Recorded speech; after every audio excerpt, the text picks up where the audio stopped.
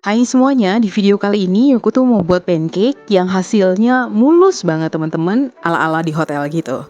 Apa aja bahan-bahannya? Yuk kita lihat dulu ya teman-teman. Aku akan jelaskan bahannya sekaligus juga cara pembuatannya. Pertama, kita akan kocok dengan menggunakan whisk 2 butir telur dengan 7 sendok makan gula pasir ya. Jika teman-teman ingin lebih manis, boleh tambahkan lebih banyak gula pasirnya ya. Kita kocok sampai gula pasirnya larut teman-teman. Lalu kemudian kita akan masukkan sedikit demi sedikit sambil diayak ya, 200 gram tepung terigu, lalu juga setengah sendok teh baking powder, beserta dengan setengah sendok teh baking soda teman-teman. Untuk baking powdernya diusahakan yang double acting ya, di sini aku menggunakan yang merek Hercules. Lalu kemudian teman-teman, kita akan aduk rata kembali lagi dengan menggunakan whisk ya. Enaknya resep ini kita tidak perlu menggunakan mixer nih teman-teman, dan juga mengaduknya juga tidak terlalu lama. Pokoknya dipastikan saja setelah dia tercampur rata, lalu kita akan masukkan 1 sendok makan madu dan juga 2 sendok makan minyak. Lalu setelah itu kita juga akan masukkan 250 ml susu UHT full cream yang dimasukkan sedikit demi sedikit ya teman-teman ya. Dan lakukan hal itu sampai susunya habis.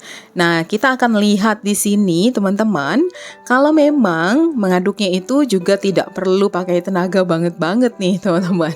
Cukup kita aduk rata saja dan pastikan tidak ada gumpalan di bawah ya.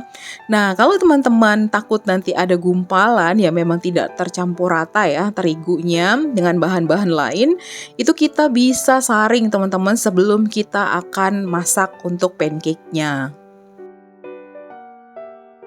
Tidak perlu terlalu lama untuk mengaduknya, yang penting dia sudah halus dan juga setelah itu kita bisa langsung panggang. Pertama kita akan oleskan dulu nih teman-teman untuk mentega di pan yang akan kita pakai ya, dan juga dipanaskan dulu. Itu hanya untuk pertama kalinya saja, karena untuk yang seterusnya tidak perlu dilakukan lagi. Setelah itu kita akan tuangkan 1 sendok sayur adonan pancake-nya ke atas pan ya teman-teman. Lalu biarkan dia berongga seperti ini. Kalau sudah dirasa cukup, kita tinggal membaliknya dan tunggu sebentar sampai adonannya itu matang ya teman-teman. Nah, kalau kita sudah rasa bahwa dia sudah cukup set dan juga sudah matang, kita tinggal angkat. Lalu kemudian kita tinggal ulangi proses pembuatannya sampai seluruh adonannya habis. Untuk api yang digunakan, di sini menggunakan api yang sangat kecil sekali ya teman-teman. Kenapa hal itu harus dilakukan? Supaya adonan pancake yang kita masak itu tidak cepat gosong.